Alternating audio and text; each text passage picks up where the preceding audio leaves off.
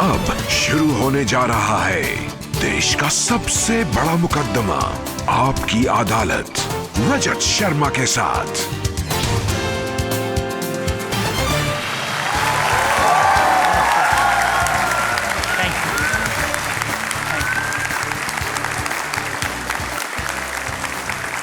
आपकी अदालत में आज मेरी मेहमान है एक ऐसी शख्सियत जिन्होंने राजनीति में और टीवी में अपनी सफलता के झंडे गाड़े हैं। टीवी स्क्रीन पर और राजनीति के मंच पर इनकी कामयाबी की दास्तान एक बहुत बड़ी मिसाल है। प्लीज वेलकम एक्टर और लीडर स्मृति ईरानी।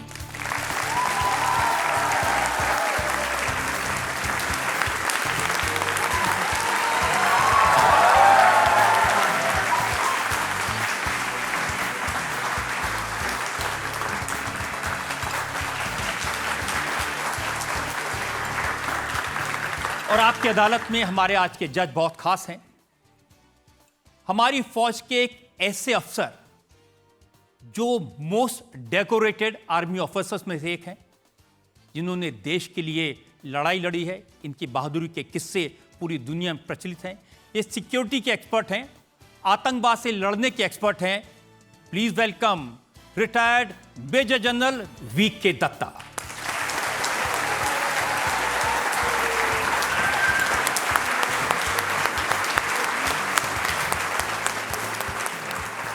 अदालत की कार्रवाई शुरू की जाए।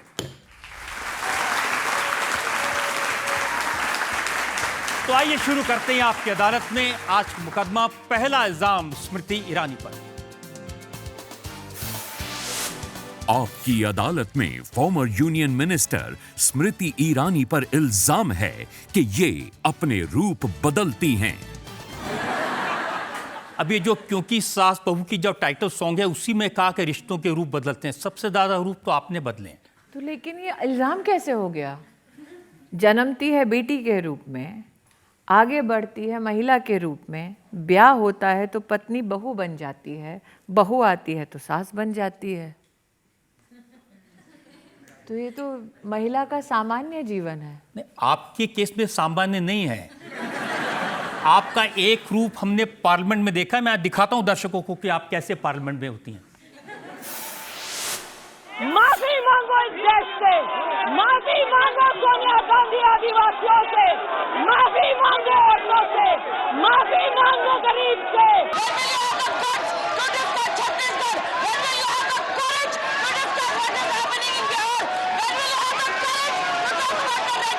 भारत की हत्या की बात पर कांग्रेस पार्टी ने ताली पीटी आज इस सदन में। इस बात का संकेत पूरे देश को दिया कि मन में गद्दारी किसकी है। You are not India because you define corruption in India. You are not India because you define incompetence. अगर हिम्मत हो राहुल गांधी में तो आकर भारत के ऊपर इस प्रकार का कटाक्ष करने वाले डीएमके के अपने साथी का खंडन करके बताएं।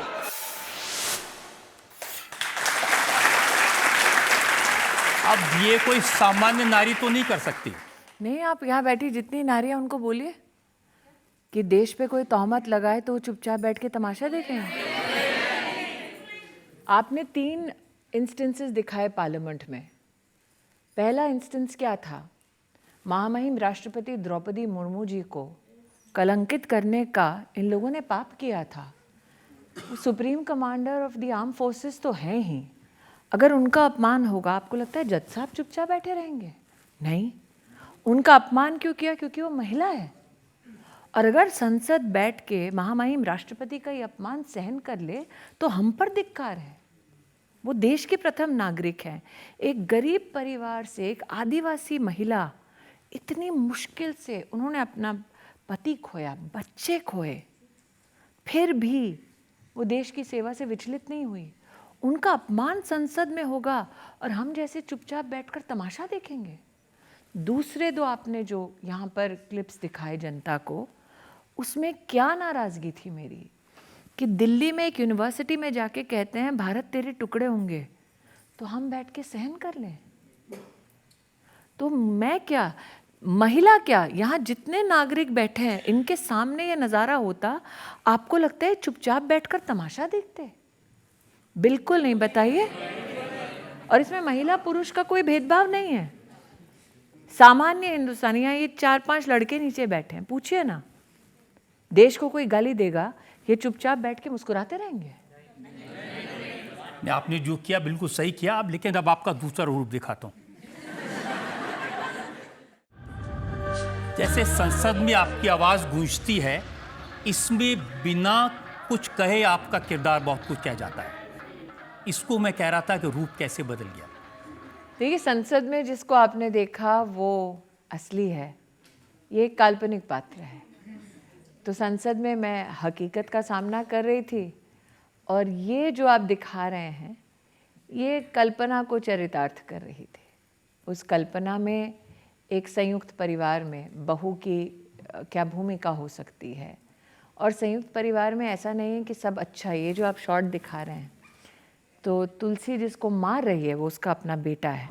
जब आप इंसाफ की बात करें तो कैसे अपनों के खिलाफ भी खड़ी हो सकती है, यह उसकी छवि है। तो रोल रिवर्सल नहीं है, जहाँ जो दायित्व दिया गया उसका निर्वहन है, और कुछ नहीं। ये सही है कि शुरुआत में आपको कोई एक्टर मानता नहीं था, स्टार मानता नहीं था। पहले दिन जब आप गई थी क्योंकि के सेट के लिए, चौकीदार ने मना कर दिया था जी। कि आप घुस नहीं सकते बिल्डिंग में। तो अभी तो ऐसा लगता नहीं है, लेकिन जब मैं छोटी थी तो जीन्स और टी-शर्ट, चप्पल और झूले के साथ काम पे पहुंची थी, और मैंने चौकीदार साहब से कहा, भाई साहब अंदर जाने दीजिए ना। तो उन्होंने, क्या काम है? मैंने कहा, नहीं मेरा अंदर शूट है। तो उन्होंने कहा, अरे तुम हटो। मैंने कहा, नहीं भाई साहब सच्ची मैं एक्टर हूँ। तो उन्होंने कहा, क्या काम है अंदर? मैंने कहा, वो तुलसी है ना। कहता है, तुलसी उलसी किसी से नहीं मिलती। मैंने कहा, नहीं मैं वही करती हूँ।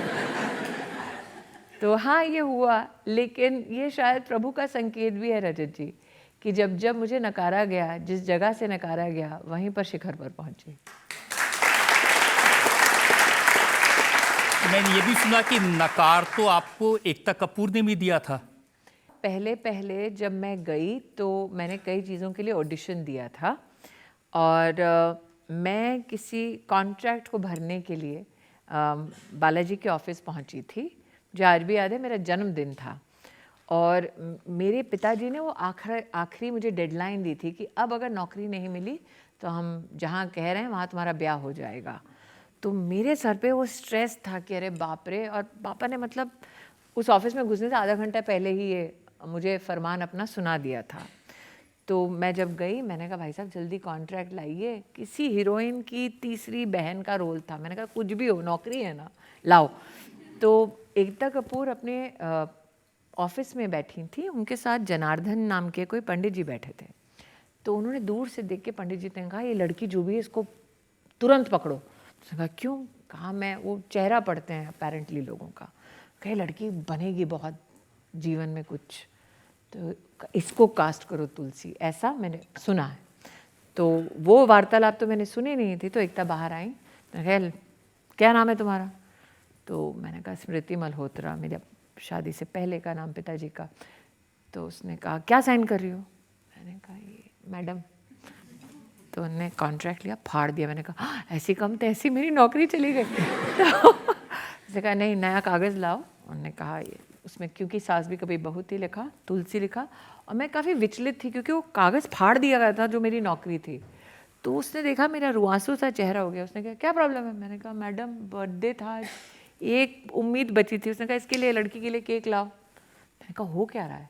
कहा, तुम तुलसी हो। मैंने कहा, हैं? तो उन्होंने कहा, तुम्हें पता है मैं इतिहास रचने वाली हूँ। मैंने कहा, इतिहास नहीं, ये बताओ सैलरी में कितना पैसा देने वाली हो। तो वो इतिहास रचने में मसरूफ़ थी, और मैं पेचेक के लिए। लेकिन इतिहास तो रचा इतिहास। और यहाँ तो छोटे बैठे हैं, जो बड़े हैं शायद उनको याद होगा, तब एक बहुत बड़ा और शो अमिताभ बच्चन जी साहब का आने वाला था। तो हमको एक ऐसा स्लॉट दिया था जब कोई टीवी ऑन भी नहीं करता था। तो मैंने कहा, 10:30 बजे रात को जब दुनिया सो रही है तब क्या इतिहास रचेंगे? तो लेकिन धीरे धीरे दर्शकों ने देखा, पसंद किया, और हाँ, हमें शिखर पर पहुंचा दिया। पहले आपको नोटिस किया था उलाला जो शो था तो उसमें। बहुत अच्छा, आप लोगों ने शायद OTT में देखा होगा। नीलम को देखा है, एक्टर हैं। हाँ, नीलम कोठारी को देखा है। तो एक दिन वो बीमार पड़ गई, तो बीमार हो गई तो प्रोड्यूसर ने कहा भाई एक लड़की थी हिंदी भाषी, उसको बुलाओ। तो मैं पहुंची, मैंने कहा हाँ जी बताइए। कहते तुम हिंदी पढ़ लेती हो? मैंने कहा हाँ, ये बड़ा अजीब सवाल है। तो मैंने कहा तुम ये एक्टर बीमार हो गई हैं, तुमको ये पात्र करना है, फटाफट कर दोगी?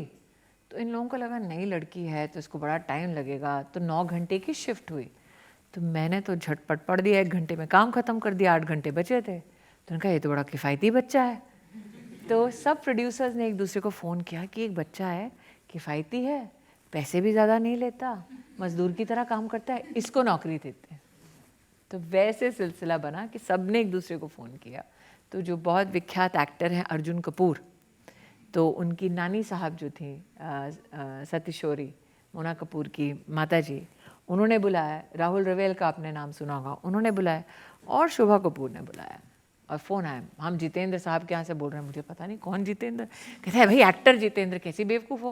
मैंने कहा अच्छा वो मुझे क्यों फ़ोन कर रहे हैं? कहते हैं आप आइए और आपको बुला रहे हैं टेस्ट की। तो ये भी सही है कि किसी गैराज में इंटरव्यू लिया पहला, और गैराज में इंटरव्यू लिया। उस वक्त रजनी सीरियल आप लोगों ने तो बच्चों ने नहीं देखा होगा, प्रिया तेंदुलकर वहाँ शूटिंग कर रही थी। तो वो आई, ये बच्चे अब सारे आके हिस्ट्री रिवाइज करेंगे कि है कौन। वो आई, उन्होंने देखा मुझे गैराज में, कहा ये कौन है? मैंने कहा वो नया बच्चा है कुछ। मैंने कहा बेस्ट ऑफ लक, अच्छे से करना। और मैं तो आंखें फाड़ के देख रही थी, मैंने कहा इतना बड़ा लेजेंड। तो वहाँ पे गैराज में मैंने अपना इंटरव्यू दिया, फेल हो गई। तो इसलिए मैंने कहा ना कि हमेशा जीत ने नहीं, कई बार फेलियर ने भी मेरा इतिहास रखा। फेलियर तो आपने बहुत देखे हैं। मैं जितना आपका हिस्ट्री देखता जाता हूँ नई नई चीज़ें मिलती हैं। मीका ने एक एल्बम की थी, हाँ, मीका को जानती है जनरेशन? सावन में लग गई आग। तो वो सावन नहीं, आग में थी। हाँ, छोटे छोटे पात्र रजत जी। देखिए, एक तो आप दिल्ली से हैं, आपके परिवार में कभी किसी ने एक्टिंग नहीं की, आपके माता पिता उस निर्णय के खिलाफ हों, खाने को 2 रुपया ना हो, उस वक्त संयम से, मर्यादा में, ईमानदारी से जो काम मिले, चाहे भले ही किसी एक्स्ट्रा का हो, खड़े रहो, काम करो, तो कभी ना कभी तो भगवान भी कहता है तथास्तु, जा बच्चा, तेरे को माफ़ किया, तेरी किस्मत चमका दी। तो ऐसे कई काम छोटे छोटे छोटे किए। वो लोगों को पता नहीं था कि एक दिन वो बड़ा इतिहास हो जाएगा। लेकिन जब मैं पलट कर देखती हूँ अपने जीवन को, मैं आभारी हूँ कि उन लोगों ने किसी नौसिखिए को, किसी अननोन व्यक्ति को एक मौका तो दिया। तो मेरे जीवन का ये ध्येय बन गया कि मुझसे जितना बन पाए मैं किसी उस एक यंगस्टर को, कोई एक ऐसा व्यक्ति जिसकी कोई पहुँच नहीं, कोई पहचान नहीं, उसको मौका दो, क्योंकि किसने मुझ पर दया दिखाई थी। मॉडलिंग के ज़माने की तस्वीरें मैंने देखी हैं, उससे भी पहले की। स्टनिंग पिक्चर्स हैं वाकई में। स्टनिंग तो नहीं है, ठीक है, दिखाएं लोगों को। हे भगवान। स्टनिंग।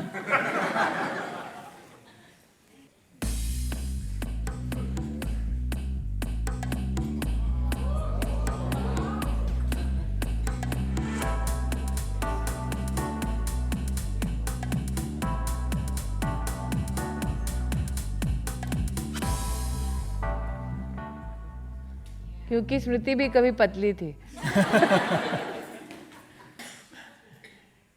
ये मिस इंडिया की तस्वीरें हैं। आज मुझे देख के लगता नहीं है, लेकिन मैं मिस इंडिया फाइनलिस्ट रह चुकी हूँ।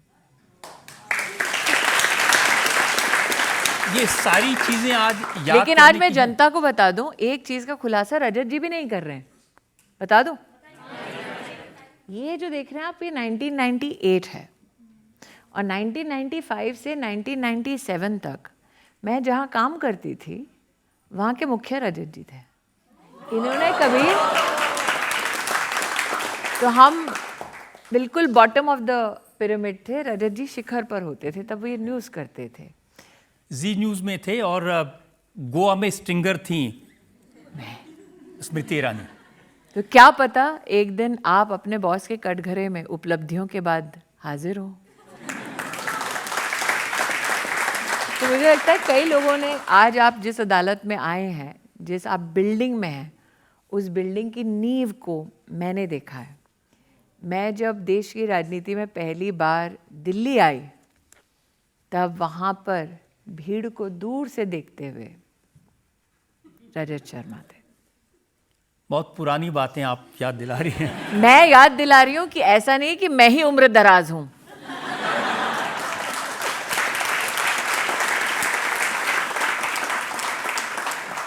मैं भी आपकी पुरानी पुरानी बातें याद कर रहा हूँ। ऐसा लग रहा है कि अब मैं आरोप पढ़ रही हूँ। विनोद खन्ना के साथ आपने एक फिल्म की थी। फिल्म नहीं की थी, टेलीविजन सीरियल किया था जिसको मैंने प्रोड्यूस भी किया, लिखा भी था, मेरे अपने। जी, क्या अनुभव था विनोद खन्ना के साथ काम करने का? बहुत ही एस्ट्यूट एक्टर, अनुभवी, लेकिन पॉलिटिक्स में भी उनकी जिस प्रकार की एक श्रद्धा थी, जिस प्रकार से उनका एक इंक्लिनेशन था, वो काबिले तारीफ था। बहुत डिसिप्लिन्ड व्यक्ति थे और नो नॉनसेंस व्यक्ति थे। तो उस व्यक्ति के साथ काम करना और उनके नो नॉनसेंस एटीट्यूड को सरवाइव करना अपने आप में तमगा माना जाता था। बात सही है, वाकई में राजनीति में और फिल्म लाइन में बहुत कंट्रीब्यूशन विनोद खन्ना का रहा। विनोद खन्ना जी का रहा, हेमा जी का रहा, आज भी हेमा जी का कंट्रीब्यूशन है। शत्रु सर अब दूसरी तरफ हैं, लेकिन मेरे जीवन का पहला अवार्ड देने वालों में से एक शत्रुघ्न सिन्हा थे। मुझे याद है, अगर कोई पुरानी क्लिप निकलेगी तो मैं जज के नाते, जैसे आज जज साहब बैठे हैं, आप बैठे हैं, मैं जज के नाते बैठी हूँ और मैं जिसके ऊपर जजमेंट या जिसके ऊपर टिप्पणी कर रही हूँ वो आज पंजाब के मुख्यमंत्री हैं। तो भगवंत मान। जी, तो टेलीविज़न और मीडिया की दुनिया से, चाहे पत्रकार रहे हों, चाहे एकेडमिशियंस रहे हों या फिर एक्टर्स रहे हों, बहुत ऐसे लोग हैं जो आज भी मेन स्ट्रीम में हैं। शत्रु जी का तो सेंस ऑफ ह्यूमर बहुत कमाल का है। मैं उस पर टिप्पणी कम ही करूँ तो अच्छा है। लेकिन हाँ, ये सभी स्टॉलवर्ड्स, मैंने दत्त साहब के साथ भी काम किया, भले ही वो कांग्रेस में रहे, लेकिन उनका अपना एक कंट्रीब्यूशन रहा। और मुझे लगता है कि आप अमित जी के बारे में भी, क्योंकि सब कहते हैं कि उनका मन उदास हो गया था, काफ़ी उनका व्यक्तित्व ऐसा है कि वो तलवारें खिंच जाएं तो वो चाहते हैं कि वो शांति दूत बने। और हम उस पीढ़ी से हैं कि तलवार खिंच जाए तो जब तक खून नहीं लगता मैदान में जाती नहीं है। तो ये दृष्टिकोण का और अनुभव का एक फर्क है। या पब्लिक में सवाल ले सकते हैं। તો મોટા બેન મારું કહેવાનું એમ છે કે હવે અમે તુલસીનું કયું રૂપ જોઈશું, જે જૂનું હતું ઈ કે કોઈ નવા આપણે અંદાજમાં? ગુજરાતીમાં જ વાત કરશું તો બધાને કેમ ખબર પડશે કઈ વાત થઈ? જ્યાં જાઓ ત્યાં ગુજરાતી. हाँ, जहाँ गुजराती ત્યાં सदाकाल गुजरात। पण ये पूछ रहे हैं कि अभी तुलसी का क्या रूप दिखेगा। अब मैं आपकी ट्रांसलेटर बन गई हूँ। लेकिन मुझे ऐसा लगता है, अगर आपकी अनुमति हो तो मैं थोड़ा हिंदी में अनुवाद हाँ करूँ। बिल्कुल, हिंदी हमारी घरनी बहू जेम हती एम ज छे कि घर की बहू जैसे थी वैसी ही है। पण फरी મળીએ આપણે। एक और सवाल ले सकते हैं। हाँ। मी नागपूरमधून महाराष्ट्रमधून बापरे, ही काय आज मला लँग्वेजची टेस्टिंग चालली आहे का? नाव काय आहे तुमचं दादा? प्रदीप नाव प्रदीप आहे. दादा. मी किती वर्ष झाले इकडे? मला 16 मध्ये आलो होतो इकडे. अरे वा, सांगा. मला एक माझा प्रश्न आहे तुम्हाला, की महाराष्ट्रात आता मराठी भाषेवरून जे विवाद सुरू आहे, तर राज ठाकरे साहेब म्हणतात की जो हिंदी में बोलेगा त्याच्या कानाखाली वाजवेल, हे खरं आहे का? मुझे ऐसा लगता है, और मैं तो ये पहले से बता दूं आपको कि मेरी दादी महाराष्ट्रन है, हो. मेरे दादा पंजाबी हैं जो पार्टीशन के बाद उत्तर प्रदेश में रहे, मुरादाबाद में। मेरे नाना बंगाली हैं और नानी जब विभाजन हुआ तो जो आज बांग्लादेश है वहाँ से आके विस्थापित धुबड़ी असम में रही। मुझे लगता है एक एक्टर ने ही बहुत अच्छी बात कही हाल फिलहाल में कि भाषा संवाद का विषय है, संयम का विषय है, राष्ट्र के प्रति अभिमान का विषय है और राष्ट्र को अलग अलग धाराओं के माध्यम से एक सूत्र में बांधने का विषय है। जब विवाद का विषय बनता है तो उससे ठेस किसी एक समाज, एक वर्ग, एक जाति, उपजाति या एक प्रदेश को नहीं, पूरे देश को पड़ती है। अगर हम भारत को मातृभूमि कहते हैं तो आप माँ के हाथ को चोट पहुँचाओ या माथे को, दिल माँ का दुखता है। तो हम 16,000 डायलेक्ट्स में बात करते हैं, 125 कॉन्स्टिट्यूशनली हमारी रिकग्नाइज लैंग्वेज है और हम आज भी प्रखरता से इसलिए आगे बढ़ रहे हैं क्योंकि हम सभी भाषाओं का सम्मान करते हैं. आणि मी तुम्हाला भेटते कार्यक्रम परत. अब हमने गुजराती मराठी सुन ले, कोई बंगला में पूछने वाला तो वो भी पूछ ले. आप मेरा टेस्ट ले रहे हैं आज, लैंग्वेज टेस्ट है. अब जब लैंग्वेज टेस्टिंग चली रही है तो আপনি কি বাঙালি? হ্যাঁ বাঙালি. এ মা, কোথা থেকে? নামটা কি আপনার? আমার নাম সানন্দা ব্যানার্জি, কোথা থেকে আপনি? কলকাতায়, এখন নয়ডাতে থাকি. আচ্ছা, তো আমার বাংলাতে- দাদু থাকতেন সল্ট লেকে. আচ্ছা, আমি অ্যাকচুয়ালি অরিজিনালি শান্তিনিকেতন থেকে. আরে বাবা, বাপের বাড়ি শ্বশুর বাড়ি দুটোই. আমার দাদু ছিলেন সল্ট লেক থেকে, মানে দাদুর ভাই এরা সবাই ওখানে এখনো মামা থাকেন, আর পরিবারের 1-2 লোক দমদমে থাকে. अच्छा, मैं अब हिंदी में भी बता दीजिए हमें. तो ये बता रही हैं कि ये कलकत्ता से हैं, अब नोएडा रहती हैं, लेकिन इनके जो पिताजी का परिवार है वो शांति निकेतन से हैं. तो मैंने इनको परिचय दिया कि मेरे नाना साहब वो रहते थे सॉल्ट लेक में, लेकिन परिवार के कुछ लोग दमदम में भी हैं. आपने आज मुझे ट्रांसलेटर बनाया, उसके लिए आभार. হ্যাঁ বলুন. আমি বাংলাতে একটা কোয়েশ্চেন জিজ্ঞেস করতে চাই যে আমাদের যে বাংলার মহিলা মুখ্যমন্ত্রী, উনি মহিলা হওয়ার সত্ত্বেও বাংলাতে যে এত স্পেশালি হিন্দু মহিলাদের ওপর এত অত্যাচার হচ্ছে সেটার কোনো বিচার নেই, এই ব্যাপারে আপনার কি মত? इन्होंने पूछा है कि इनकी जो मुख्यमंत्री हैं बंगाल की, वो महिला होने के बावजूद भी महिलाओं की प्रताड़ना को कैसे सहन करती हैं और विशेषतः हिंदू महिलाओं के साथ जिस प्रकार का दुर्व्यवहार होता है उसको रोकती क्यों नहीं हैं. मुझे ऐसा लगता है दीदी कि विषय ये नहीं है कि महिला कौन है पुरुष कौन है. जब आप सत्ता की कुर्सी पर विद्यमान रहते हैं तो आपका लक्ष्य एक होता है कि संविधान के संरक्षण में हर वर्ग, हर आयु, हर धर्म, हर जाति के लोग का संरक्षण. प्रधानमंत्री खुद कहते हैं माँ माटी मानुष की जिस बंगाल में बात होती है, जिस बंगाल की कल्चरल विचारधारा में दुर्गा पूजा एक नेसेसिटी है, एक वे ऑफ लाइफ है. আমরা যে বলি না মহিলাটা ধর্ষিত হচ্ছে, महिला का जो बलात्कार होता है वो बंगाल में या देश में किसी को भी मान्य नहीं है. मैंने एक कार्यकर्ता के नाते बंगाल में वो नज़ारा देखा है और शायद दिल्ली में या नोएडा में बैठे नौजवानों को नहीं पता कि एक सामान्य गरीब घर का गांव का लड़का अगर टीएमसी ममता जी के खिलाफ आवाज़ उठाता है तो सार्वजनिक रूप से खेत में उसको फांसी लगा दी जाती है. जिन महिला कार्यकर्ताओं ने भारतीय जनता पार्टी के लिए बूथ पर काम किया, परिणाम आने के बाद बाल से घसीट कर सार्वजनिक उनका बलात्कार किया गया. गांव में भाजपा के कार्यकर्ता ना लौटे तो नेताओं ने बैठकर भरे बाजार बोली लगाई कि अपने घर की बहू बेटियों को हमारे साथ रात को भेजो, तब तुम्हें गांव में घुसने देंगे. तो ये राजनीतिक हकीकत है. और भाजपा के कार्यकर्ताओं के साथ ये सब बंगाल में नहीं, केरल में भी घटा. हाल ही में प्रधानमंत्री जी ने एक सज्जन को राज्यसभा में नॉमिनेट करने की बधाई दी. महामहिम राष्ट्रपति जी के वो नॉमिनी बने मास्टर साहब. वो चूंकि संघ के स्वयंसेवक थे कि दोनों पैर काट दिए गए. केरल में हमारे कई कार्यकर्ताओं की ऐसी भी हत्या हुई कि कोई स्कूटर चलाता है कमाने के लिए 2 रुपये, उसका यहाँ से हाथ काट दिया गया. कमाएगा नहीं तो आवाज़ कैसे उठाएगा.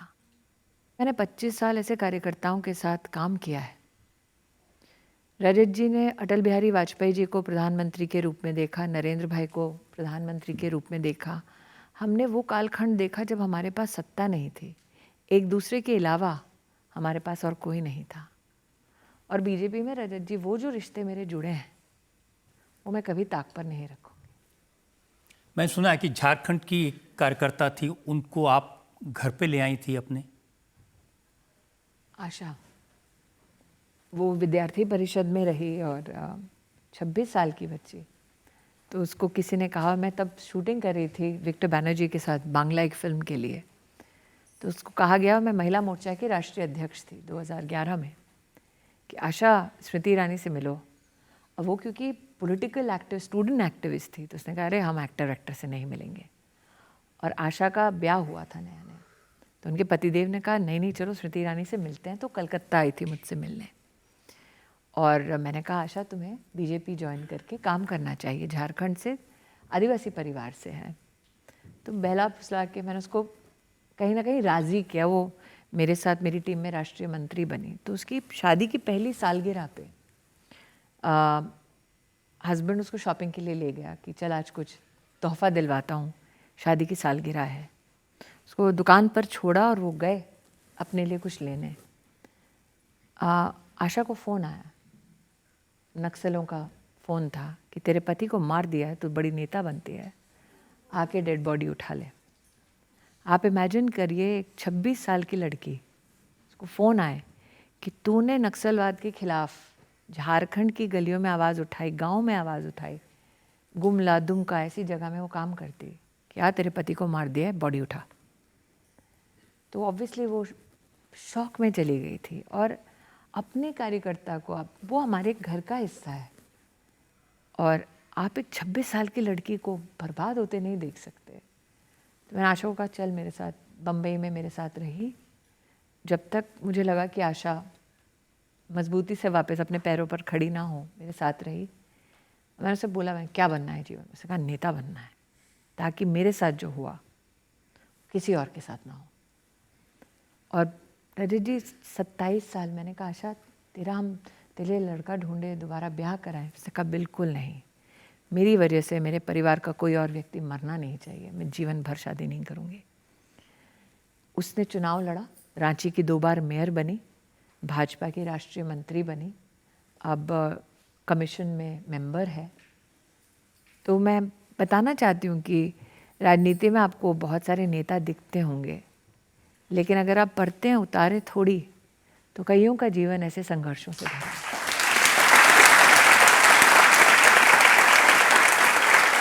और आशा, पार्टी ने आशा को बंगाल की प्रभारी भी बनाया। अब देखिए, आपने बांग्ला में, गुजराती में, मराठी में, अब पंजाबी भी बोल सकती हैं, हिंदी भी बोल सकती हैं। कोई बता नहीं, मैं पहली बार लोगों को ये बताना वो चाहता हूं। जर्मन था तो रजत जी थोड़ा अभी जर्मन ऑडियंस कहाँ से लाओ। आपकी अदालत के जो शोज हैं, इनको अब हमने अलग अलग भाषाओं में ट्रांसलेट करके ऑन एयर किया है। अच्छा। जिसमें गुजराती भी है, बांग्ला भी है, मराठी भी है, तमिल तेलुगु भी है।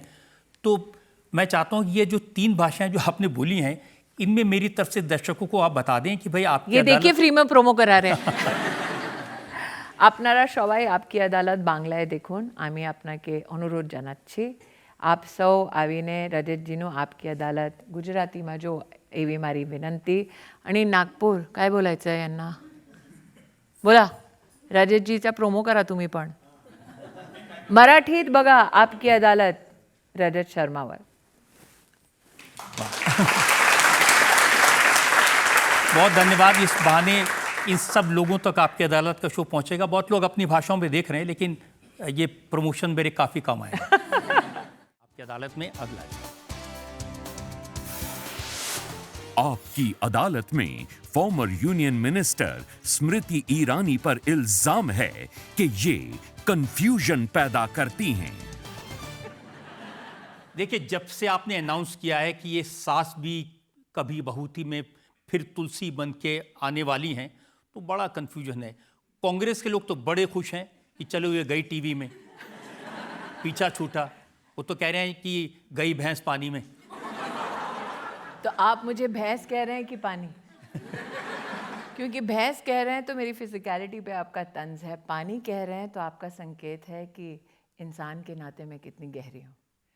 मैं तो आपकी गहराई की बात कर रहा हूँ और आपकी फिजिकली पे कोई कह नहीं सकता। तो चलिए, जनता को अदालत में पता चल गया कम से कम भैंस नहीं हूँ।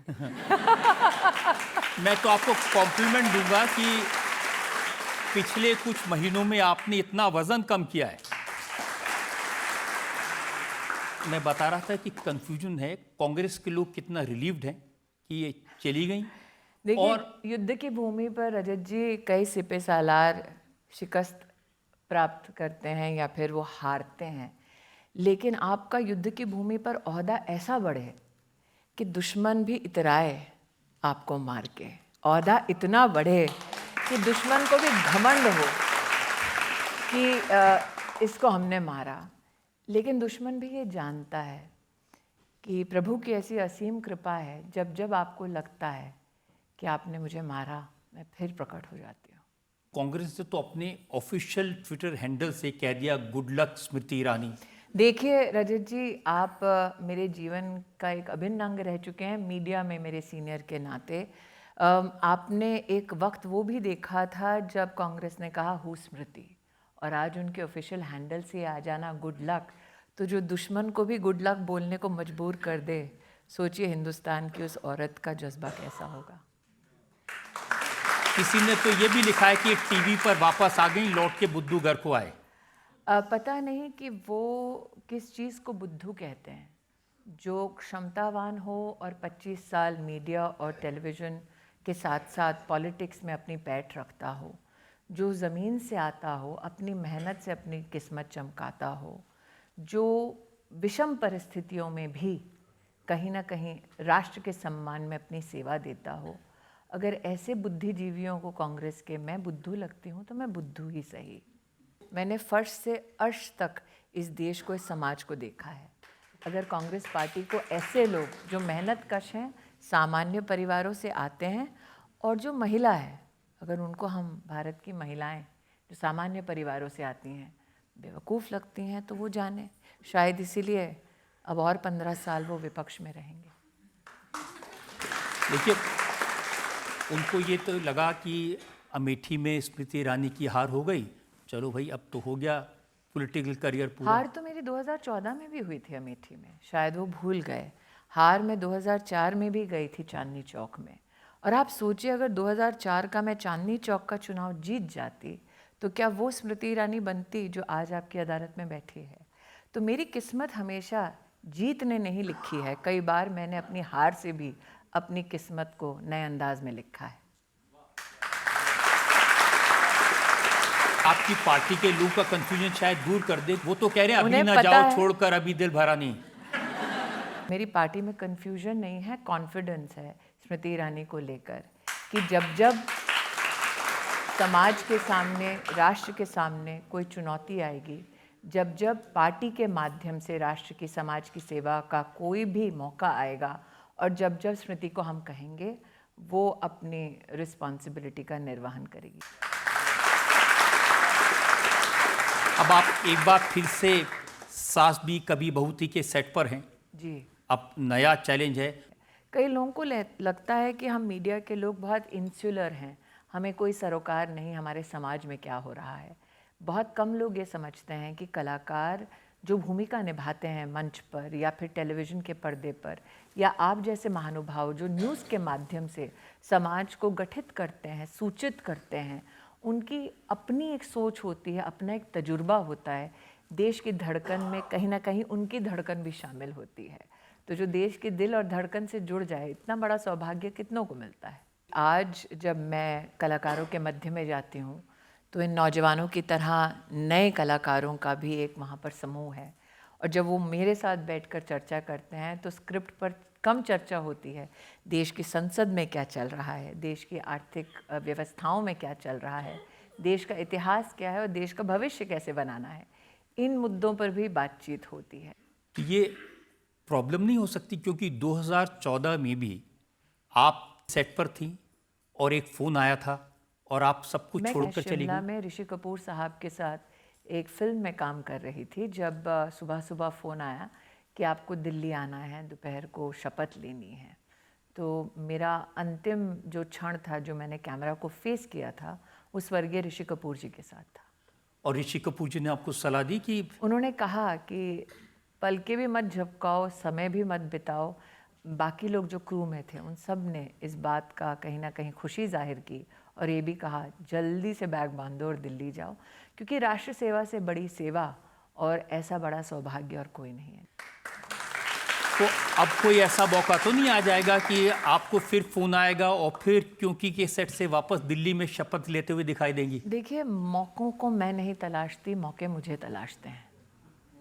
तो कौन सा मौका मुझे कब तलाश लेगा ये मैं नहीं जानती। इतना जानती हूँ कि जब मौका मुझे तलाशते हुए आए तो आप कहीं ना कहीं ना बेजार होंगे ना शर्मसार होंगे।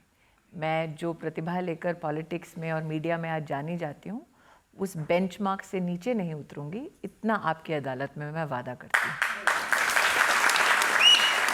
कई बार देखा कि बहुत सारे फिल्म स्टार, अमिताभ बच्चन राजनीति में आए थे और बाद में बड़े निराश हुए। उन्होंने कहा ये तो सेसपूल है और मैं कभी राजनीति में नहीं जाऊंगा। राजेश खन्ना साहब वो भी राजनीति में आए थे और वो भी निराश होकर के वापस गए।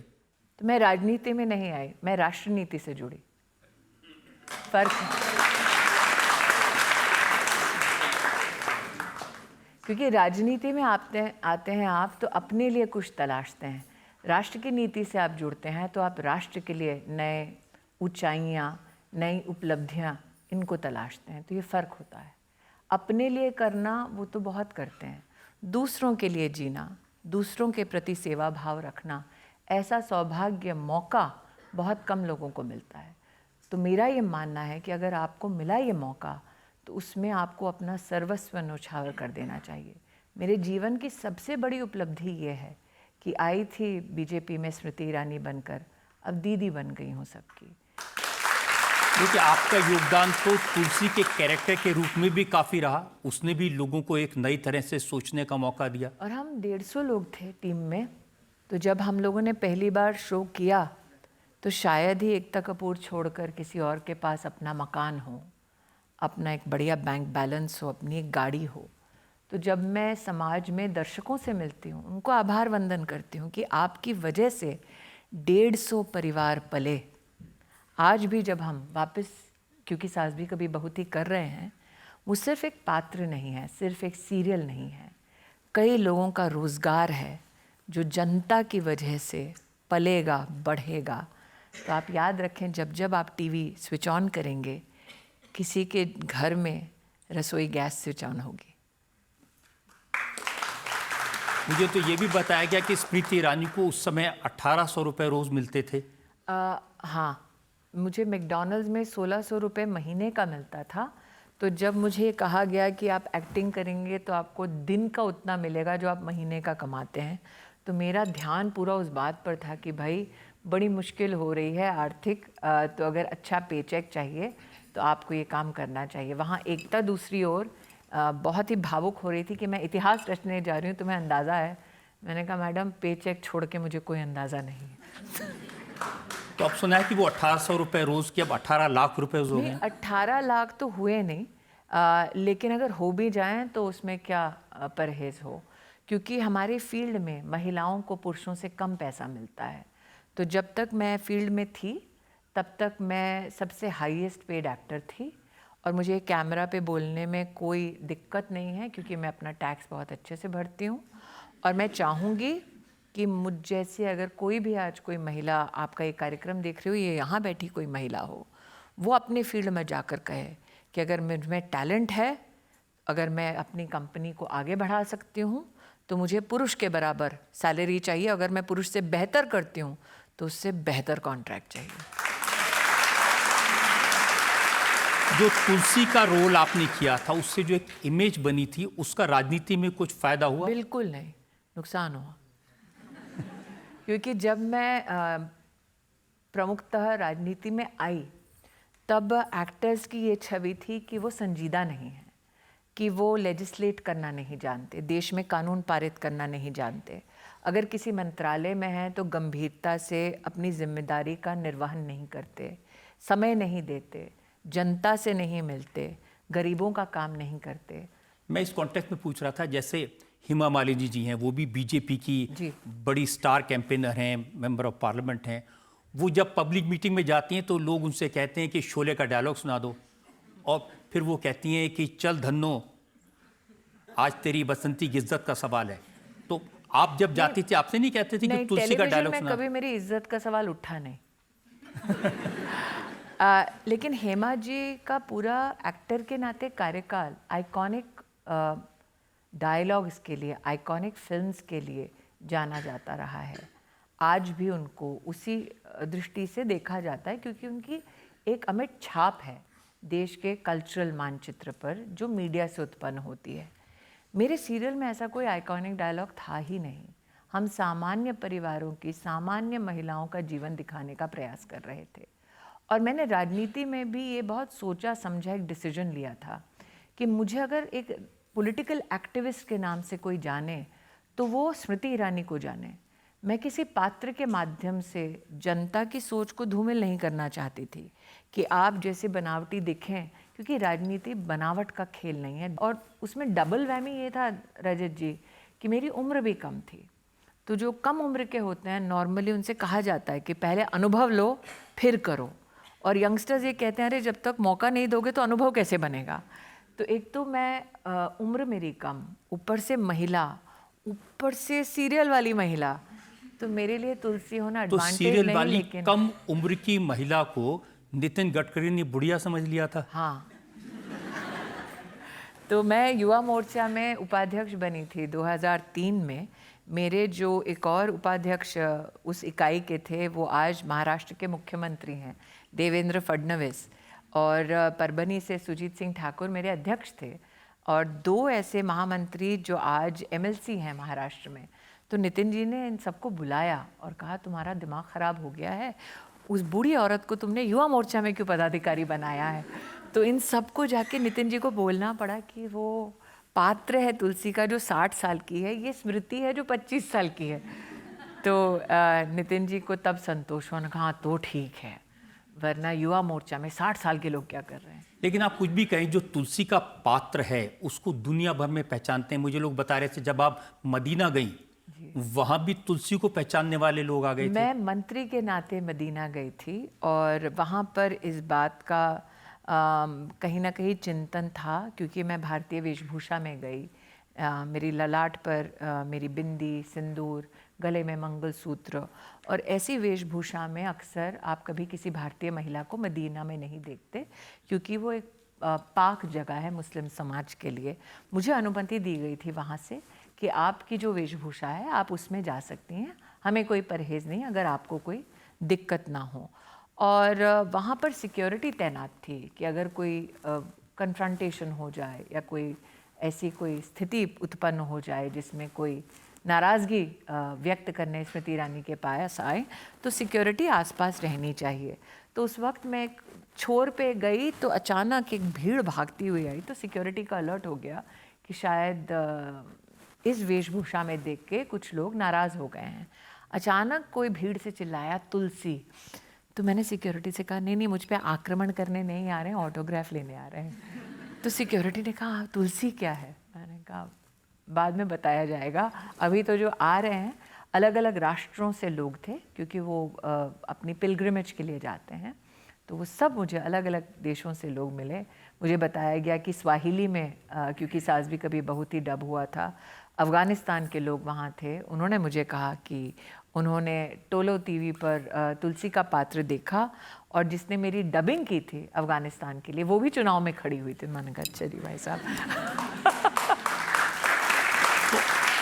अब जो पात्र देखें हम, क्योंकि सास बहू की में, वो भी इसी तरह का आइकॉनिक पात्र है। उसके लिए तो आपको कटघरे में एकता को भी बिठाना चाहिए था। लेकिन इतना सत्य है कि चैनल हो या एकता कपूर हो, वो जानते हैं कि मेरी जीवन यात्रा पिछले 2.5 दशकों की सामाजिक भी रही है, और मैं चाहती हूँ कि आज की जनरेशन उनके मुद्दे भी हमारी जनरेशन के साथ कैसे टकराव होता है घरों में, कैसे मनमुटाव होता है, कैसे यंगस्टर्स को लगता है अरे मम्मी पापा को समझ नहीं आ रहा इंस्टाग्राम पे क्या चल रहा है, स्नैपचैट पे क्या चल रहा है, आपको क्या पता। और माता पिता की जो जिज्ञासा है या उनकी थोड़ी बहुत जो उनका डर है, और हमसे बड़े जो जनरेशन वाले हैं वो इस बात पर इतराएं कि देखा बच्चे बड़े हुए तो अब पता चला कितना मुश्किल होता है। तो 3 जनरेशन्स का कॉन्फ्लुएंस है, कॉन्फ्लिक्ट है, और कहीं ना कहीं एक समागम है। तो मुझे लगता है वो दर्शक देखेंगे तो उन्हें अच्छा लगेगा। आपकी अदालत में अगला इल्जाम। आपकी अदालत में former union minister Smriti Irani पर आरोप है कि ये सबको डरा कर रखती हैं। बचपन में गली के सारे लड़के स्मृति ईरानी से डरते थे। आपकी पूरी गली के दादागिरी सारे चलती गुंडे थी। डरते थे, लड़के नहीं डरते थे। फर्क है, हर लड़का गुंडा नहीं होता। तो आप कह रहे हैं कि जो शरारतें करते थे, गुंडागर्दी करते थे, शरारतें नहीं, शरारत और गुंडागर्दी में फ़र्क है। जो लड़कियों को छेड़ते थे उनको डर था मुझसे कि अगर पता चल गया स्मृति को तो पिटाई होगी। आप कर देती थी पिटाई वाकई? हाँ, यहाँ पे कोई एक दाग है, कट है, तो एक दिन पिटाई की किसी लड़के की, क्योंकि गली में लड़कियों ने आके कहा कि हमको ट्यूशन में जाना होता है, ये लड़के गली का वो भाग थोड़ा कवर करके रखते हैं, हमें जाने नहीं देते और जाते हैं तो परेशान करते हैं। तो इन लड़कियों ने कहा स्मृति प्लीज़ कुछ कर। और माहौल ऐसा था कि हम अपने माता पिता को इसलिए नहीं बोलते थे क्योंकि वो आज से मतलब 35-40 साल पहले, क्योंकि माता पिता कहते फिर जा क्यों रहे हो वहाँ से। देखिए आप छोटे तबके में, लोअर मिडिल क्लास फैमिलीज़ में सबसे पहला रिएक्शन होता है कि भाई फजूल का क्यों सर मार रहे हो, अवॉइड करो। और मैं थी कि हम क्यों अवॉइड करें, तो उन्होंने कहा अब किया क्या जाए। तो मैंने कहा ठीक है, अब परेशान करेंगे तो मुझे बताना। तो मुझसे करीबन 3-4 साल बड़े थे वो लड़के। तो लड़का लड़की सब आमने सामने हुए। तो मेरी एक दिक्कत थी कि मेरी माताजी दोपहर लौटी थी शिफ्ट करके। मैंने कहा माँ उठ गई तो बहुत जम के पिटाई होगी, तो मैंने कहा एक काम करो, माँ को घर में लॉक कर दो।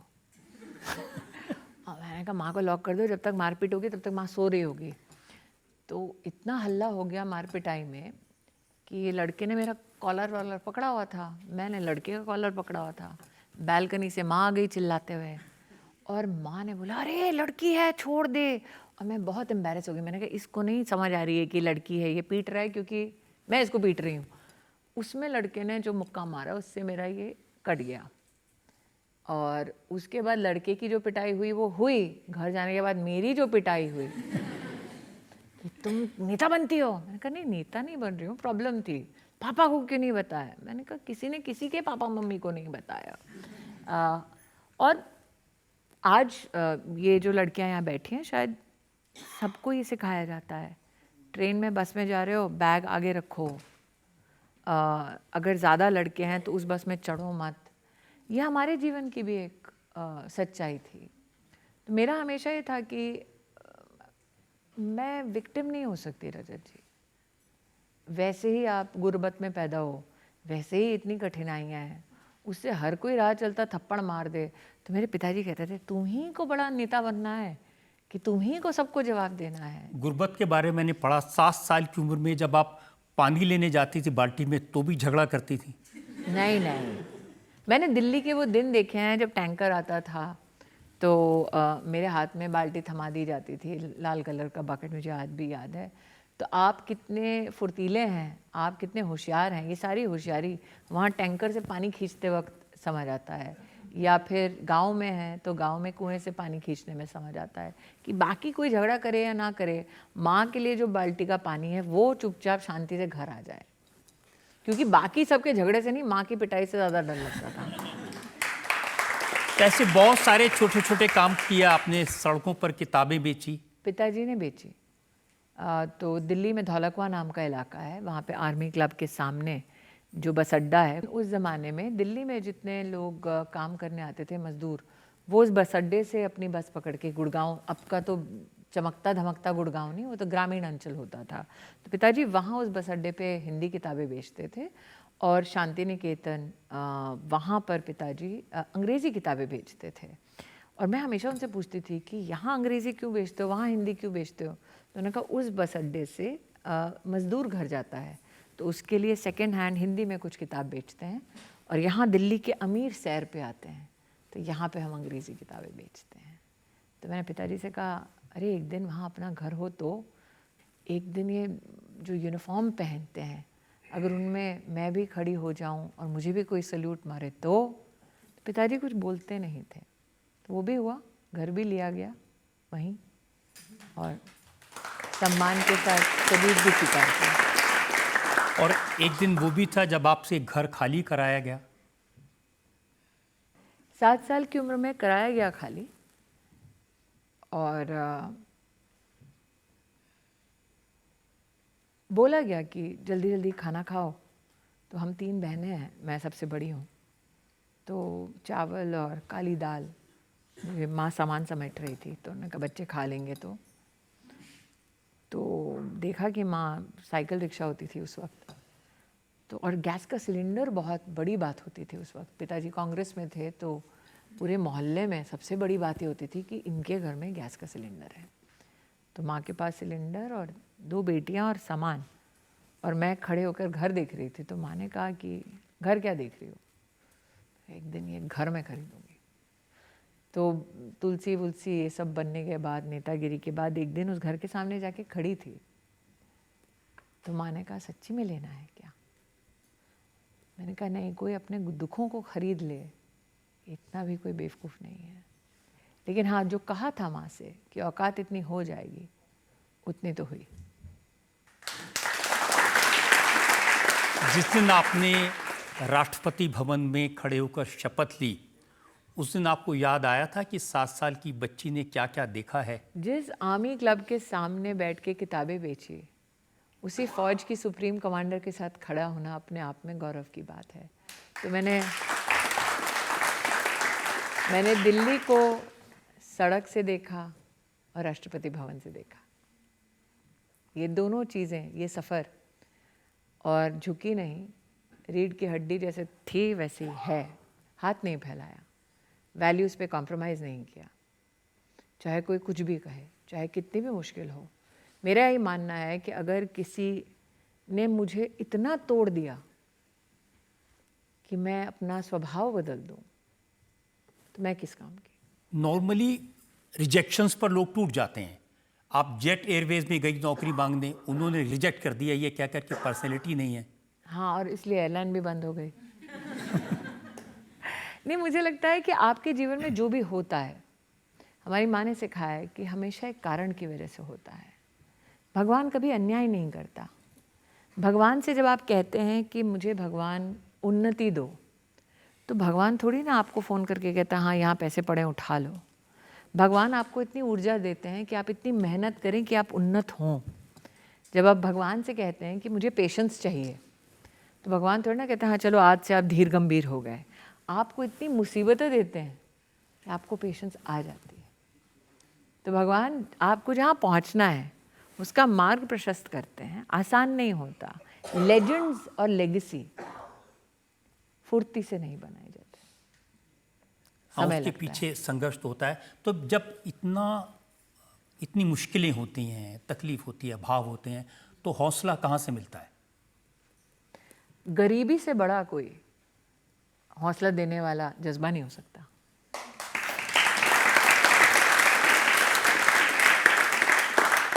मैंने तय किया था कि मुश्किलों में पैदा हुई, मुश्किलों से गुजरूंगी, लेकिन कोशिश ये रहेगी कि मरो तो संतोष से मरो, कि जो ठाना वो किया। तो ये सही है, आपके घर में मिनी इंडिया था, अलग अलग रीजन्स के लोग थे, अलग अलग पार्टी के लोग थे।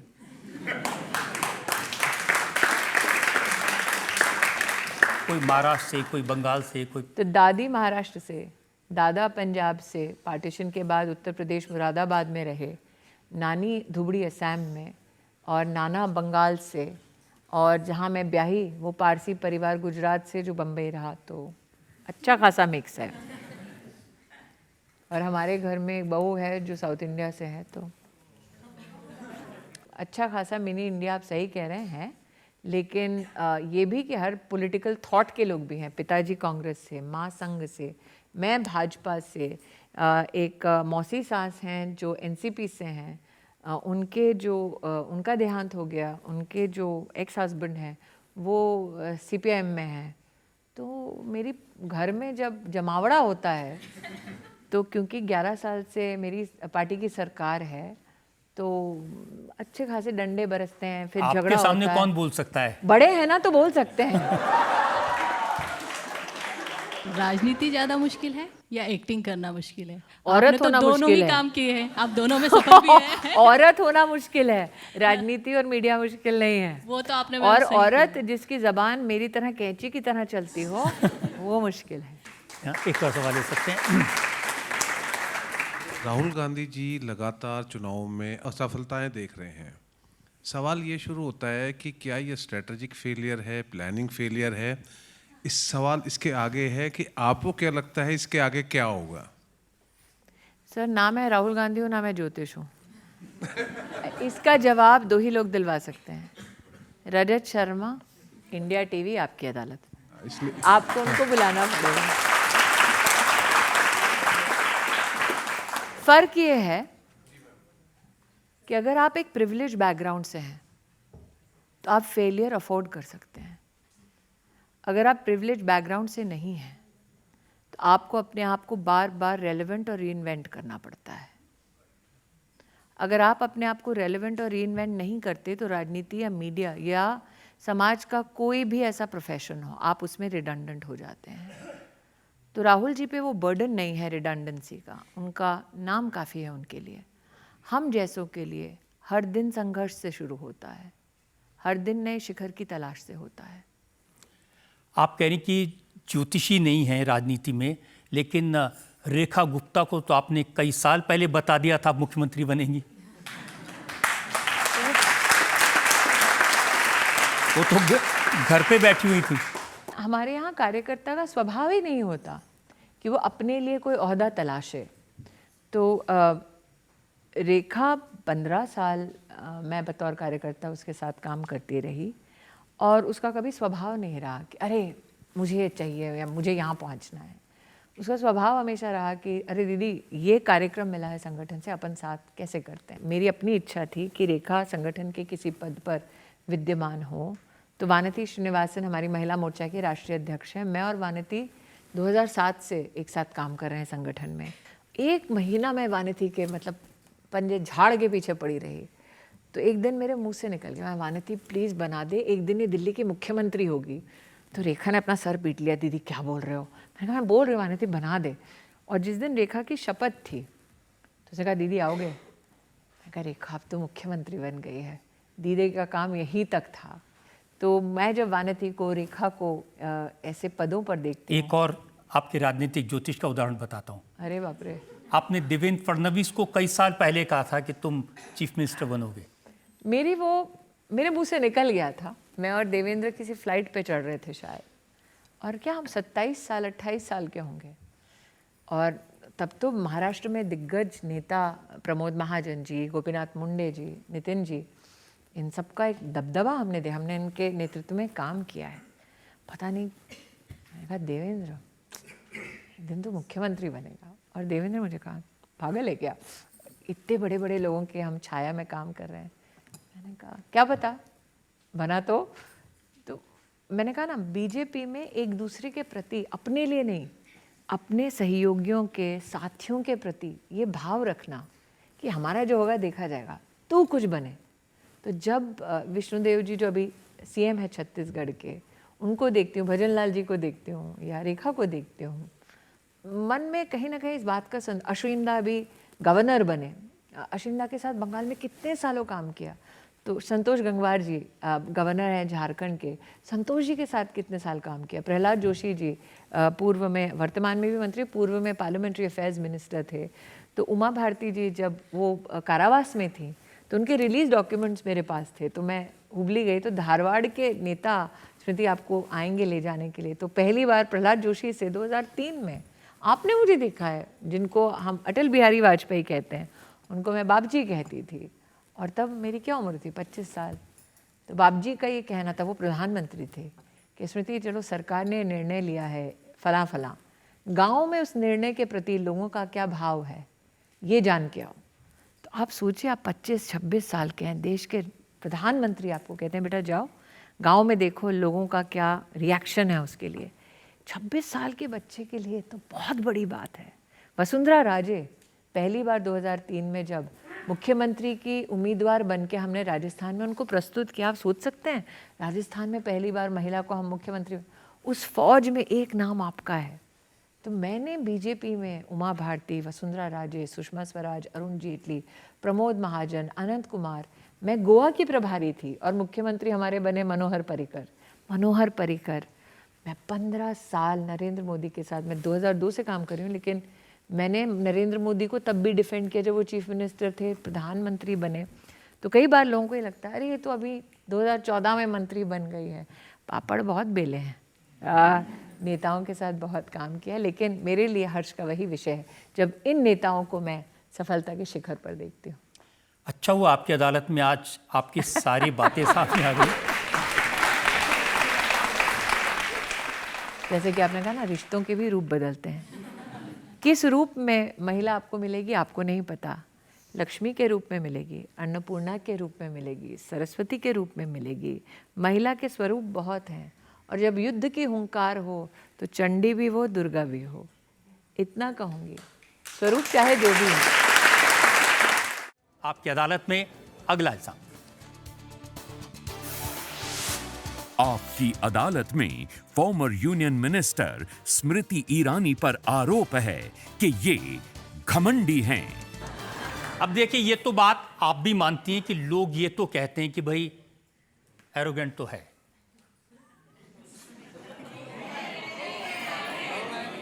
जनता अदालत में फैसला सुना रही। देखिए, इसमें दो बातें कहूंगी। लोगों को आदत नहीं है जब महिला सहारा ना मांगे। राजनीति में तो बिल्कुल नहीं है। लोगों को आदत नहीं है जब महिला कहे कि मैं अपने दम पे कर सकती हूँ। लोगों को आदत नहीं है जब सामान्य व्यक्ति सच बोले। लोगों को आदत नहीं है और वो जो सत्ता के नशे में चूर हों, ओह हमारे पैर नहीं छुए। लोगों को आदत नहीं है क्योंकि एक औरत के लिए बहुत ज़रूरी है कि उसको कोई लचीला ना समझे। तो मुझे अगर लचीला समझते, मुझे तब दिक्कत होती है कि सर उठा के रहती है, झुकती नहीं। तो ये घमंड की बात नहीं, स्वाभिमान की बात है। सिर्फ राजनीति की बात नहीं है। मुंबई में जो फिल्मी पार्टियां होती हैं, टीवी स्टार्स की पार्टियां होती हैं, नहीं जाती स्मृति ईरानी? कुछ लोग कहते हैं उसलिए भी घमंडी हो। और क्या? पार्टियों में काम नहीं मिलता। जहां लोग शराब के नशे में हों वहां मैं नहीं जाती। जहां लोग सत्ता के नशे में हों वहां भी मैं नहीं जाती। जहां लोग ठेकेदारों के नशे में हों वहां मैं नहीं जाती। जहां देश को किसी न किसी वार्ता के माध्यम से हीन भूमिका में प्रस्तुत किया जाए वहां मैं चुप नहीं रहती।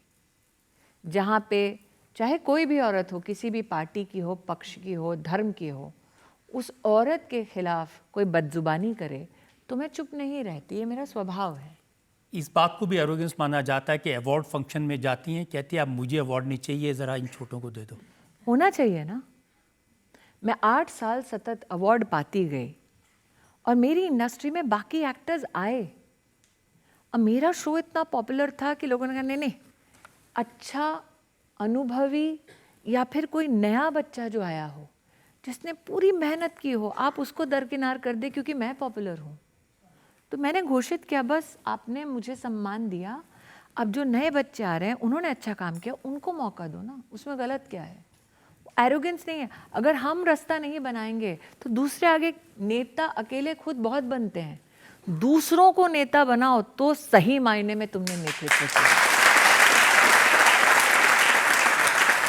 मैं तो आपसे ये कह सकता हूँ कि आपकी ये जो एरोगेंस है, चाहे वो राजनीति में हो चाहे फिल्म वर्ल्ड में हो, वो अच्छी है। हाँ, अपने संस्कारों पे अगर घमंड करना, घमंडी होना है, बिल्कुल घमंडी हो। अपने देश पे नाज करना अगर घमंडी होना है, बिल्कुल घमंडी हूँ। अपनी संसद पे घमंड करना अगर घमंडी होना है, बिल्कुल घमंडी हूँ। अपने धर्म पर, हिंदू होने पर अगर घमंड करना घमंडी होना है, बिल्कुल हूँ। अपनी सेना पे और अपनी सेना के शौर्य पर अगर घमंडी होना घमंड का प्रमाण है तो मैं हिंदुस्तानी होने के नाते घमंडी हूँ, क्योंकि मुझे अपनी सेना पर नाज है। अपनी राष्ट्रपति का सम्मान करना और उस सम्मान के लिए दुश्मन पर गरजना अगर घमंड है तो घमंडी हूँ। हमसे एक दो सवाल ले सकते हैं? हाँ मैम, क्या ये सही है कि आपको खाने का बहुत शौक है और आप जहाँ भी जाते हैं वहाँ पे आपको पहले से ही पता होता है कि वहाँ पे क्या अच्छा खाने को मिलता है? बिल्कुल सही है। लेकिन मुझे वो 5 स्टार होटल वाले नहीं पता होंगे। रेडी पटरी पे क्या बिक रहा है, कौन सी छोटी कोई दुकान होगी, वो ज़रूर पता होगा। तो हाँ, आपको पता है जैसे 4-5 सिटीज का मैं आपको नाम हे देता हूं। भगवान मत करिए।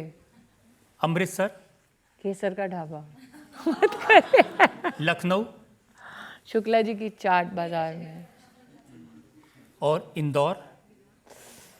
रजत जी, इंदौर में एक जगह नहीं, इंदौर में 56 के लिए कहाँ जाना है? अच्छा, बीकानेर। सराफा के लिए। बीकानेर से तो अभी अभी आई हूँ। इनफैक्ट मेघवाल जी वहाँ नहीं थे, तो जो बीकानेर के सांसद हैं उनकी धर्मपत्नी जो है, ये बच्चों से तो क्या पूछूं, जो थोड़े से उम्र दराज हैं उनको पता होगा। एक पर्पल गोली होती है, मछली टाइप बनती है ना, खट्टी मीठी सी, वो सबसे अच्छी अर्जुन मेघवाल जी की धर्मपत्नी पिछले 20 साल से बीकानेर से मेरे लिए लेकर आती है। तो हाँ, अब ये पूछ बिल्कुल। रहे हैं, दिल्ली दो से शहरों कौन का- है? दिल्ली से कौन है? तो गोलगप्पे वाला किसने पूछा? आप दिल्ली से हैं? तो कलेवा पता है आपको? गोल मार्केट में कलेवा के सामने बंगाल स्वीट हाउस है ना, उसके साथ में जो गोलगप्पे बेचता है ना, उसके पास जाओ। उसके पिताजी जब टिक्की बनाते थे तो मेरे पिताजी मुझे वहाँ लेके जाते थे। सामने लेडी हार्डिंग हॉस्पिटल है, वहाँ की मैं पैदाइश हूँ। और गाजर का हलवा खाना है, सॉरी, गाजर का हलवा खाना है तो कलेवा में अच्छा मिलता है। और जो गुड़गांव से कौन है, कोई है क्या? गुड़गांव में ऑफिस जाते हो, न्यू कॉलोनी में किशु की दुकान है, वहाँ पे सबसे अच्छा डोडा मिलता है, सबसे अच्छा समोसा मिलता है छोले के साथ। और पटना, कुछ लोग पूछ रहे हैं, हनुमान जी के मंदिर के पास किसी रहा नितिन नवीन है, जो वहाँ पर विधायक हैं। हमारे राष्ट्रीय मीडिया सह प्रभारी और जो हैं हेड हैं संजय मयूख जी, वो MLC हैं। तो ये नितिन और संजय ने मुझे पूरा पटना दुर्गा पूजा के वक्त एक एक ग्राउंड में घुमाया, और हर ग्राउंड के सामने जो ठेला लगता था, हम 3 भाई बहन वो वहाँ पर खाते थे। अब एक MLA हो गए, एक MLC हो गए, तो अब बोलना थोड़ा अब बिहार कठिन है। में तो आजकल प्रॉब्लम हो रही है कि ललन जी ने मटन खिलाया, उसका जश्न मनाया। देखिए, श्रावण आस्था का विषय है और ललन जी एक बहुत ही अनुभवी नेता है। मेरा ये मानना है कि कई बार ये विषय राजनीतिक यंत्र या शस्त्र भी बन जाते हैं। तो मेरा मानना है जिसका जो स्वभाव है, जिसकी जो आस्था है, उस आस्था का हम सम्मान करें। जो लोग श्रावण के महीने में अपनी आस्था पर इसे ठेस पाते हैं, तो वो अपने संवाद में अपने। अगर श्रावण का महीना ना होता, मैं आपसे पूछा लखनऊ में, तो आप कहती टुंडे के कबाब। ये मेरे सरनेम ईरानी है, तो पारसी तो स्वभाव से ही नॉन वेजिटेरियंस हैं। और अगर आप मुझे बहू की भूमिका में देखते हैं तो आप कैसे ये मान लेंगे कि मैं अपने ही ससुराल वालों का तिरस्कार करूँगी? जिसकी बंगाली, जैसे मेरी माँ बंगाली हैं, तो वो तो माछेर झोल भात खाते हैं। और बंगाल में रजत जी एक बहुत अच्छी एक शायद कल्चरल एक अफिनिटी कह लें या एक बिहेवियर हो जाए। तो जब पहली बार कार्यकर्ता ने मुझे वहाँ देखा था, तो वहाँ टेस्ट क्या होता है कि आप सच्ची में कितने अच्छे बंगाली हो। कि हमारे यहाँ पे एक माछ होता है इलिश का, तो वो कैसे खाते हैं, बेचे खाओ कि ना बेचते पाड़ो ना, मतलब वो आप खा सकते हैं कि नहीं। और आप टमाटर की चटनी भात के साथ पहले खाते हैं या बाद में, तो उससे जो आपको देख रहा है वो बता देता है बंगाल के किस भाग से हैं। तो भाषा के साथ साथ भोजन भी हमारा राष्ट्र में सांस्कृतिक परिचय है। और आपकी अच्छी खासी नॉलेज है भोजन के बारे में। ऐसे ही थोड़ी ना वजन बढ़ा लिया। मलइयो खाए हो बनारस में? बनारस में क्या? बनारस में मलइयो खाए हो कभी? और लखनऊ वाले कहाँ गए? राम आश्रय का पान खाई हो कभी? हाँ, राम आश्रय का पान वैसे अटल जी बुलाया करते थे, हर संडे उनके घर आया करता था। तो मेरा राम आश्रय के मलाई पान से परिचय अटल जी के घर पे। मुझे किसने बताया कि अमेठी में जब आप जाती हैं तो आपको गोभी मंचूरियन खिलाया जाता है? अमेठी में तो एक ढाबे वाले थे जिन्होंने कहा कि दिल्ली भर की प्रेस आ चुकी है, वो गांव का सादा भोजन नहीं खाएंगे, उनके लिए क्या बनाई जाए। मैंने कहा भैया है क्या? तो कहा दीदी हम गोभी मंचूरियन बना रहे हैं। हम कहे काहे बना रहे हो, गोभी का मंचूरियन बनता है क्या? उन्होंने कहा दीदी हम कह रहे हैं कि आप खाती हैं, तो हम कहा हम खाते हैं, तो कहते नहीं बहुत लोग फिर खाने लगे और हमारी दुकान अच्छे से चलने लगी, क्योंकि सामान्य भोजन से उस गोभी मंचूरियन का हमने दाम ज़्यादा रखा। तो हाँ, आज तो जो आपने बताया कई सारी दुकानें चल जाएंगी उससे। क्या एक सवाल? मेरा आपसे ये सवाल है कि आपका फेवरेट गाना कौन सा है जो आप अक्सर सुनना पसंद करती हैं? दोनों किशोर कुमार के गाने, दो मुझे ये कहना पड़ेगा, आप तो एक्टर को कटघरे में लाए हैं, लेकिन जो सिर्फ अपनी आवाज़ से खराब से खराब एक्टर में भी प्राण फूंक दे, वो अरिजीत सिंह है ना?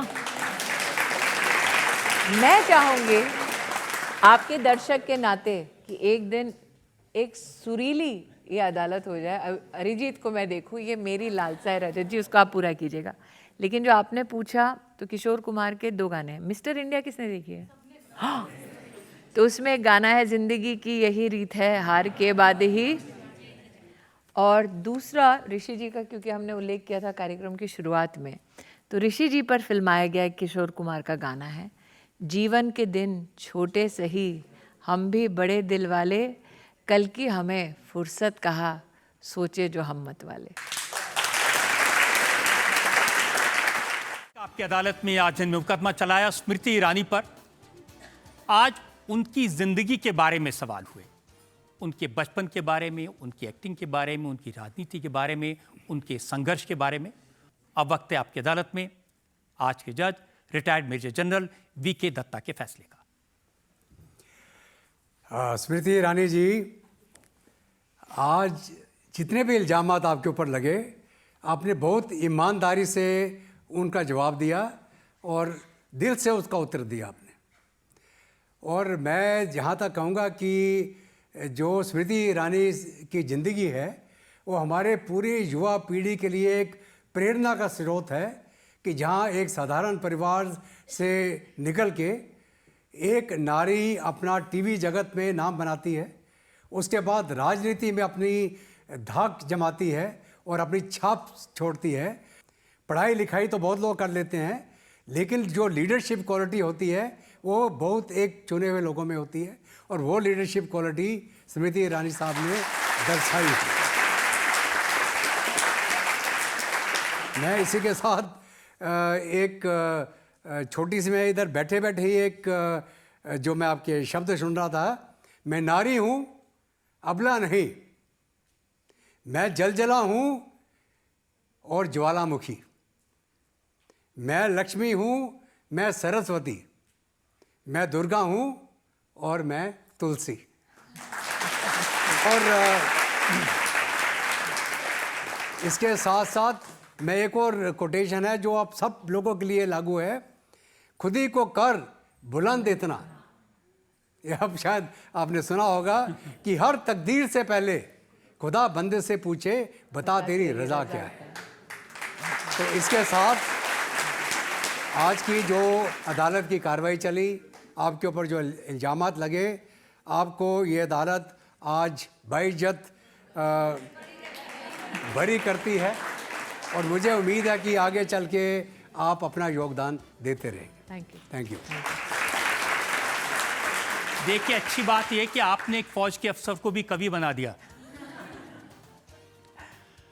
हमारी शुभकामनाएं हैं स्मृति ईरानी के नए शो के लिए, क्योंकि सास भी कभी बहू थी के लिए। और हम आज का शो यहीं ख़त्म करते हैं। अगले हफ्ते आपसे मुलाकात होगी एक नई शख्सियत के साथ। तब तक के लिए